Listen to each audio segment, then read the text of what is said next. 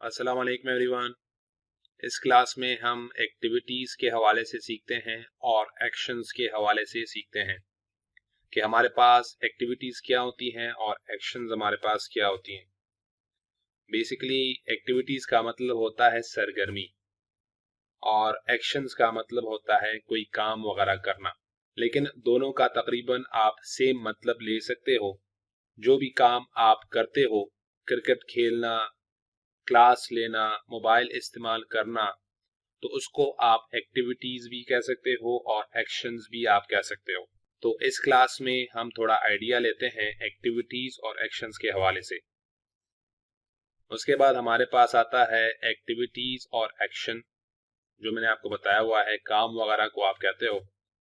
इस क्लास में हम थोड़ा सा आइडिया लेते हैं एक्टिविटीज और एक्शन के हवाले से फर्स्ट फॉर्म ऑफ वर्ब के साथ, कि फर्स्ट फॉर्म ऑफ वर्ब के एक्शंस और एक्टिविटीज हमारे पास क्या हैं।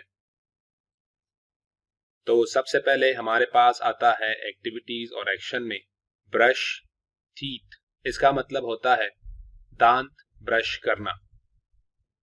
दूसरा एक्शन या एक्टिविटी डू एब्लूशन। इसका मतलब होता है वजू करना।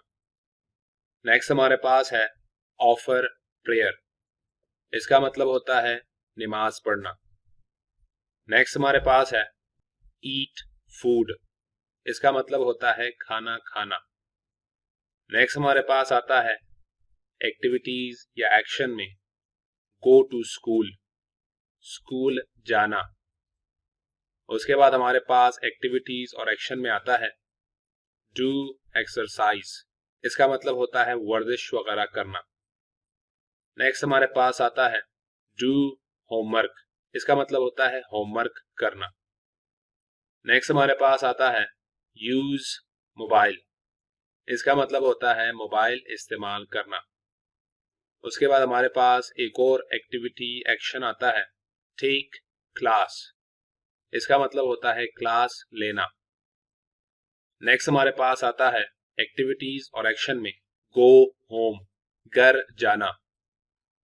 नेक्स्ट हमारे पास आता है प्ले क्रिकेट। इसका मतलब होता है क्रिकेट खेलना। उसके बाद हमारे पास एक और एक्टिविटी एक्शन आती है राइड अ बाइक। इसका मतलब होता है मोटरसाइकिल चलाना, जो मैंने आपको वीडियो के जरिए पहले बताया हुआ है। उसके बाद हमारे पास आता है वॉश डिशेस। इसका मतलब होता है बर्तन वगैरह धोना। नेक्स्ट हमारे पास है एक्टिविटीज और एक्शन में राइड अ हॉर्स। इसका मतलब होता है घोड़े की सवारी करना। नेक्स्ट हमारे पास एक्टिविटीज और एक्शन में आती है ड्राइव अ कार, गाड़ी चलाना। नेक्स्ट हमारे पास आता है कुक फूड। इसका मतलब होता है खाना पकाना। उसके बाद हमारे पास एक्टिविटी में आती है वॉश हैंड्स, हाथ धोना। नेक्स्ट हमारे पास एक्टिविटी और एक्शन में आती है रीड अ बुक। इसका मतलब होता है किताब वगैरह पढ़ना। उसके बाद हमारे पास दोबारा से वही एक्टिविटीज और एक्शंस आती हैं जो मैंने आपको बताया है कि हम फर्स्ट फॉर्म ऑफ वर्ब के साथ सीखेंगे। तो जैसे मैंने आपको पहले भी क्लास में बताया हुआ है कि फर्स्ट फॉर्म आप प्रेजेंट के लिए इस्तेमाल करते हो, तो ये भी हमारे पास कुछ एक्टिविटीज हैं जो फर्स्ट फॉर्म ऑफ वर्ब के साथ हैं। तो ये आपने इस क्लास में सीखे हैं।